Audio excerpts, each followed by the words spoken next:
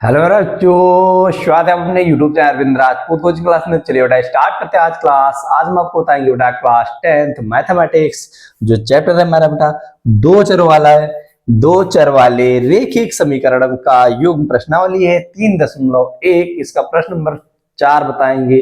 प्रश्न नंबर 3 तक के जितने भी पार्ट थे सारे पार्ट मैंने करवा दिया है। जिन लोगों ने बेटा इससे पहले का वीडियो नहीं देखा है तो प्ले लिस्ट में आप पढ़े, आपको जाके वहां देख सकते हैं। तो जो लोग मेरे चैनल पर नए हैं, चैनल से जुड़ना चाहते हैं तो मेरे चैनल को सब्सक्राइब कीजिए, साथ में बेटा बेल आइकन को जरूर प्रेस कीजिए, क्योंकि इस पर आप ही का फायदा है कि जब हम वीडियो को अपलोड करेंगे तो रैपिड फायर की तरह आपको नोटिफिकेशन मिलेगी। अगर आप पुराने स्टूडेंट हैं तो वीडियो को ज्यादा शेयर करिएगा अपने फ्रेंड सर्कल में। टाइम ना वेस्ट करते हुए बेटा स्टार्ट करते हैं आज की क्लास। देखें क्वेश्चन नंबर 4।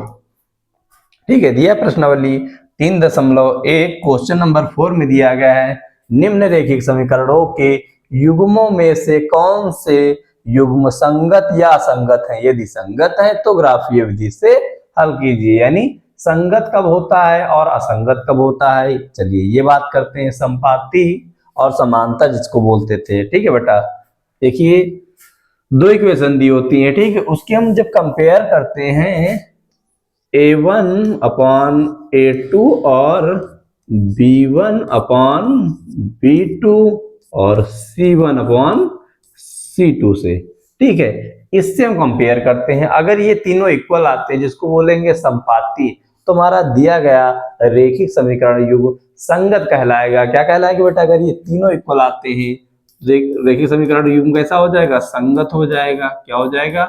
संगत हो जाएगा, जिसको संपाती भी बोलते हैं। ठीक है बेटा। और असंगत कब होगा?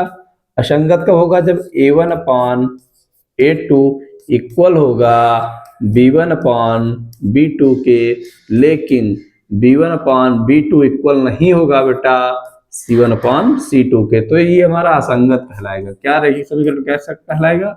असंगत है। रेखिक समीकरण कैसा है बेटा?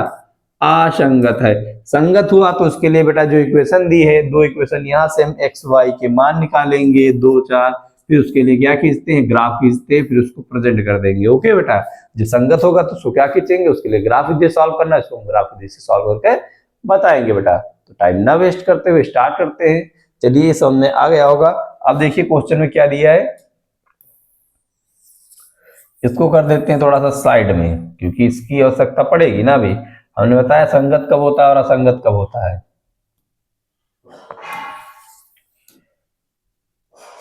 इसको कर देते हैं इधर, ये देखिए। ठीक है बेटा, चलिए पहला क्वेश्चन है x प्लस वाई इक्वल 5 और 2x प्लस 2y बराबर 10। ठीक है बेटा, ठीक है। देखिए पहली हाल यहाँ पे लिखिए, इक्वेशन क्या है? x प्लस वाई बराबर 5, इसको समीकरण 1 मान लेंगे। दूसरा है 2x प्लस 2y इक्वल में 10, इसको समीकरण 2 मान लेंगे। चलिए a1, पहली इक्वेशन से a1 की वैल्यू निकलेगी, कुछ नहीं है, x का मल्टीप्लीकेशन है तो क्या ले लेंगे? 1 इधर से, b1 की वैल्यू 1 और c1 की वैल्यू कितनी है? 5 है। समीकरण 2 से किसके मान निकलेगा? a2 का, b2 का और c2 का। a2 की बात करें अगर बेटा, a2 की बात करें तो यहाँ पर क्या है? 2। b2 की बात करें तो यहाँ पर क्या है बेटा? 2। और c2 की बात करें तो यहाँ पर क्या है बेटा? 10। अब जो फार्मूला ये बताए हैं बेटा, इस फार्मूले में यूज करेंगे। a1 के स्थान पे 1 रखिए, a2 के स्थान पे 2, b1 के स्थान पे 1 रखिए, b2 के स्थान पे क्या दिया है? 2, c1 के स्थान पर 5 रखिए और c2 के स्थान पर 10 रखिए। c2 के स्थान पे 10 रखिए। आगे सॉल्व करिए। 5 1 जा 5, 5 2 जा 10, यानी 1/2 इक्वल में 1/2 और इक्वल में बेटा 1/2। ये तीनों इक्वल आए हैं, यानी जो हमारा रेखिक समीकरण दिया है वो कैसा है? संगत है। अगर संगत है, दिया गया रेखिक समीकरण युग्म कैसा है? संगत है।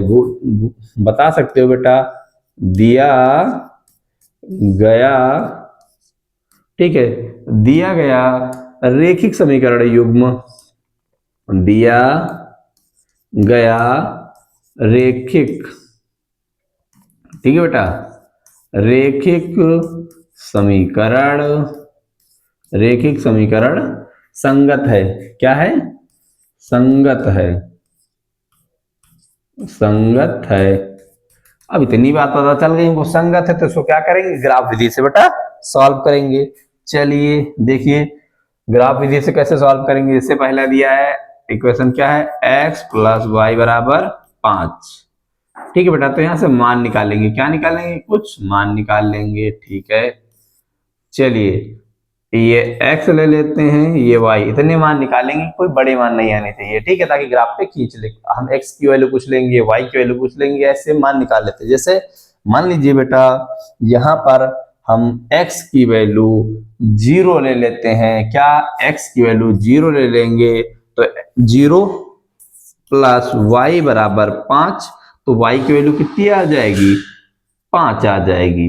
y की वैल्यू बेटा क्या आ जाएगी? 5 आ जाएगी। अगर बेटा हम x की वैल्यू 2 ले लेते हैं, x की वैल्यू 2 ले लेते हैं, यहाँ पर 2 रखिए, तो इधर जब 2 है प्लस का उधर जाएगा, यानी 2 प्लस y बराबर 5, तो इधर प्लस का उधर जाएगा माइनस का, तो 5 माइनस 2, तो y की वैल्यू कितनी आ जाएगी? 3। तो पहले इक्वेशन से ये दो मान निकाल लिए। ठीक है बेटा, अब क्या करेंगे? दूसरी इक्वेशन से मान निकालेंगे, फिर इसको ग्राफ खींच देंगे इसके लिए। यही हमारे क्वेश्चन का आंसर हो जाएगा। ठीक है, चलिए बेटा दूसरा समीकरण क्या दिया है?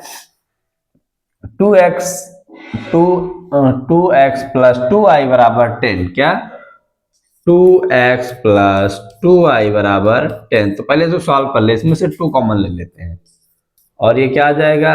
x प्लस वाई इक्वल में 10, और 2 से इसको इधर काट देंगे तो कितना आ जाएगा? 5x प्लस वाई बराबर 5 आ जाएगा। ओके बेटा, x प्लस वाई बराबर 5 आ जाएगा। ये हमारा समीकरण दूसरा हो गया। ठीक है, चलिए अब इसके लिए मान निकाल लेते हैं इसी तरह।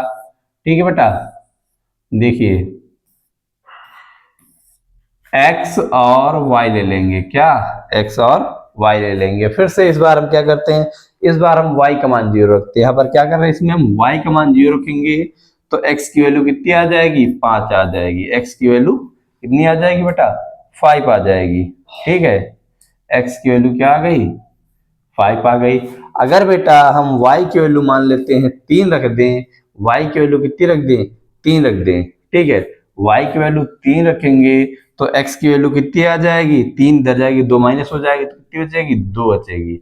अब बस इन वैल्यू को किस पे? ग्राफ पे हमको प्रेजेंट करना है, तो प्रेजेंट करके बेटा दिखाते हैं। देखिए इसका आप स्क्रीनशॉट लेना चाहते हैं तो बेटा ले सकते हैं। अब इसको हम इरेज करेंगे और ये वाली वैल्यू को क्या करेंगे? ग्राफ पे प्रेजेंट करेंगे। ठीक है बेटा, ग्राफ पे प्रेजेंट करेंगे। ठीक है, देखिए क्या करते हैं, इसको रफ इरेज कर देते हैं सबको। ओके, इसको अब हम इरेज कर दे रहे हैं। ठीक है बेटा,